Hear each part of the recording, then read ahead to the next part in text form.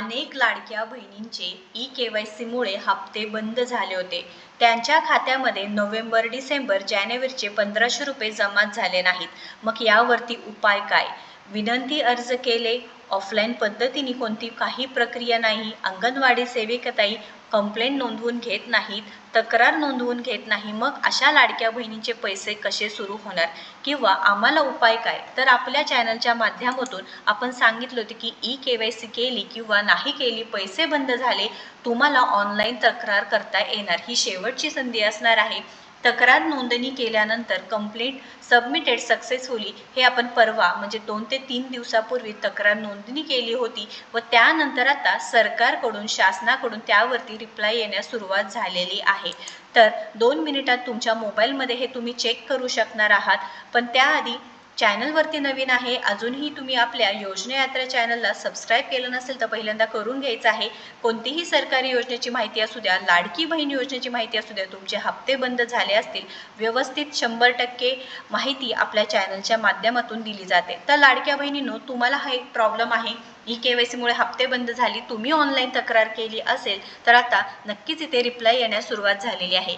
यासाठी तुम्हाला काय करायचं आहे, लाडकी बहीण योजना वेबसाईटवरती जा, अर्जदार लॉग इनवरती जा, तुमचा ID पासवर्ड टाका, कॅप्चा टाका आणि लॉग इन करून घ्यायचं आहे. लॉग इन केल्यानंतर तुमच्यासमोर केलेले अर्ज ऑप्शन येईल व इथे तुम्ही पाहू शकता वेगवेगळे ऑप्शन आहे. यापूर्वी केलेले अर्ज, तक्रार, योजनेची माहिती, ही सगळी माहिती तुम्ही भरू शकता. आता इथे केलेल्या अर्जावरती क्लिक केल्यानंतर तुम्ही पाहू शकता हे अशा प्रकारे ऑप्शन्स येत आहेत. त्यानंतर केलेल्या अर्जावरती क्लिक केल्यानंतर जिथे तुम्ही तक्रार सूची येईल, जे लिस्ट असणार आहे, आत्तापर्यंत तुम्ही अर्ज जे काही तक्रार केलेले आहेत, कंप्लेंट अगेन्स्ट अदर ॲप्लिकेशन जे रिझॉल्व झालेले आहेत म्हणजे सॉल्व झालेले आहेत आणि त्यामध्ये जे इन रिव्ह्यू म्हणजे अजूनही सॉल्व झाले नाहीत अशी लिस्ट येणार आहे.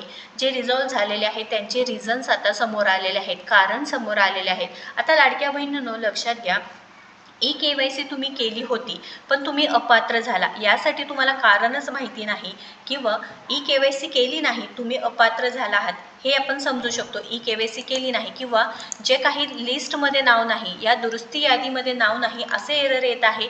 तर यासाठी तुम्हाला अपात्र का करण्यात आलेलं आहे हे सुद्धा तुम्हाला माहिती पाहिजे आहे. तुम्ही बघू शकता, तुम्ही या पात्रता यादीमध्ये बसत नाही तर तुम्ही अपात्र असणार आहे, म्हणजे महाराष्ट्र राज्याचे रहिवासी नाही, तुम्ही निराधार म्हणजे राज्यातील विवाहित, विधवा, घटस्फोटित, परित्यक्ता आणि निराधार महिलांसाठी ही योजना आहे. केवळ एक अविवाहित महिला या योजनेचा लाभ घेऊ शकता. 21 ते 65 वर्षापर्यंत तुमचं वय आहे.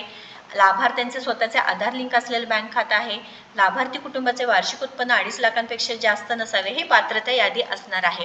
तर लक्षात घ्या, आता यामध्ये जे काही रिझन आहे आलेलं आहे, तुम्ही जेव्हा रिझॉल्व झालेला आहे तुम्ही क्लिक करता इथे, त्यावेळेस तुम्हाला ही माहिती म्हणजे हा फॉर्म आहे ते समोर येते. संपूर्ण माहिती असणार आहे इथे. हा फॉर्म ओपन होईल, जे डॉक्युमेंट्स तुम्ही अपलोड केलेले आहे त्याच्याबद्दल माहिती येईल आणि रिझॉल्ट बघा इथे रिझॉल्ट म्हणून येईल. त्यानंतर इथे जो ग्रीव्हियन्स लॉग रिपोर्ट आहे, ज्यामध्ये ज्यांनी ॲक्शन घेतलेली आहे, तक्रार नोंदवली आहे, त्यांचं नाव येईल व रिमार्क, ज्या रिमार्कमध्ये सदर योजनेच्या अटी व शर्तीप्रमाणे आपल्या कुटुंबामध्ये 2 पेक्षा जास्त महिलांनी या योजनेचा लाभ घेतल्यामुळे आपला अर्ज मंत्रालया स्तरावरून रद्द करण्यात आलेला आहे. 24 म्हणजे आजच ही ॲक्शन घेतलेली आहे व रिमार्क देण्यात आलेला आहे. आपण जेव्हा पाहिलं पात्रता यादीमध्ये राज्यातील विवाहित, विधवा म्हणजे एका घरातील एक विवाहित आणि एक अविवाहित महिलाच फक्त या योजनेचा लाभ घेऊ शकता. पण तुमच्या घरांमधील म्हणजे तुमच्या फॅमिलीमध्ये सदर योजनेच्या अटी व शर्तीप्रमाणे आपल्या कुटुंबामध्ये 2 पेक्षा जास्त महिलांनी म्हणजे सासू आणि सून घेत असेल किंवा दोघी जावा या योजनेचा लाभ घेत असेल तर तुमचे पैसे बंद झाले आहेत. तुमच्या बाबतीतही असं झालं असेल तर नक्कीच कमेंट करून सांगा. तुमचे हप्ते बंद झाले आहेत का? तुम्ही ऑनलाईन तक्रार केली आहे का? नक्कीच करायची आहे, कारण शेवटचे काही दिवसच बाकी आहेत. जर तुम्ही आता ऑनलाईन तक्रार केले नाही तर यावरती कोणतेही उपाय मिळणार नाही, तुमचे पैसे कायमचे बंद होणार आहे. यासाठी तुम्हाला काय करायचं आहे, जे तक्रार फॉर्म असणार आहे ते भरायचं आहे व यामध्ये पूर्ण माहिती तुमची भरायची आहे, तुमचे कागदपत्र डॉक्युमेंट्स अपलोड करायचे आहे, वर्णनकरणामध्ये लिहायचं आहे की eKYCमुळे आमचे पैसे बंद झालेले आहेत, ही संपूर्ण माहिती तुम्हाला फिल करायची आहे.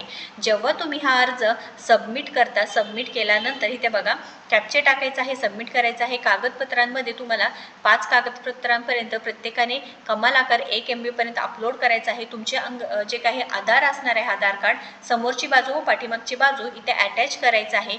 ते केल्यानंतर तुम्हाला सबमिट केल्यानंतर कंप्लेंट सबमिटेड सक्सेसफुली असा मेसेज सुद्धा येणार आहे.